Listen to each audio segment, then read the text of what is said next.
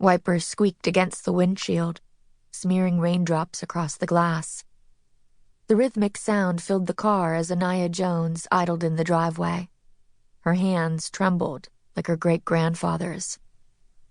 Even though he died when she was in first grade, she would always remember the exaggerated way they shook at the dinner table whenever he used silverware.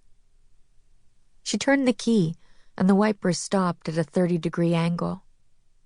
All that could be heard was the pitter-patter of rain as she sat behind the steering wheel. A satchel lay open on the passenger seat, the new one her mother gave her before her first day of student teaching. The flap was open, revealing a corner of the science curriculum manual stuffed inside, and a sparkly picture a student had given her from art class.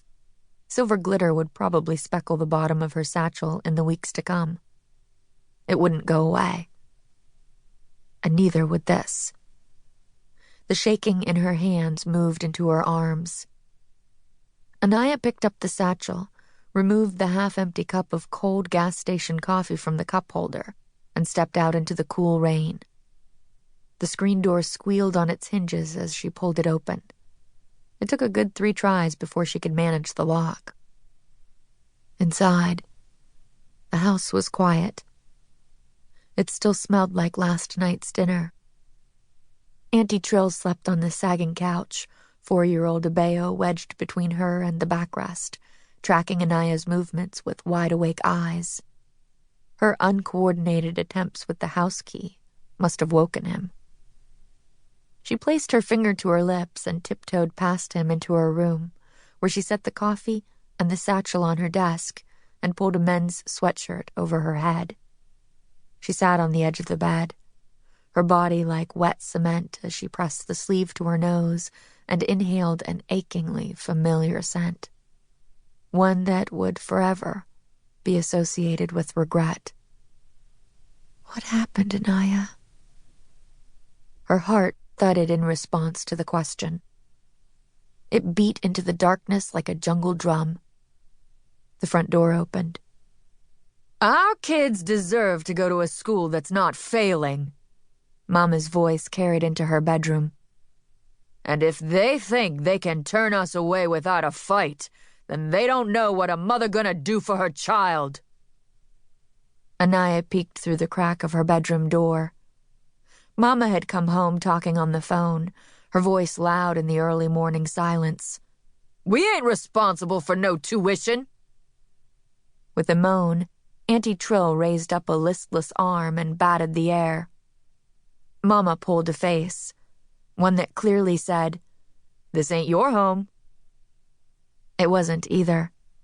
Auntie Trill's apartment was being fumigated, so she and her youngest were staying for a couple of days. "That's exactly what I'm saying. They gotta follow the law." Abeo had popped his head up now.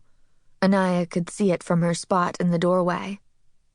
Mama rubbed the top of his head, gave some mm-hms and some uh-huhs to whoever she was talking to, then said goodbye.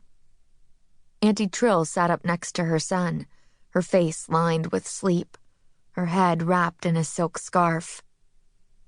"You're fighting awful hard to send your boy to a school filled with a bunch of rich white kids." "I don't care if they're pink with purple polka dots and richer than Oprah Winfrey.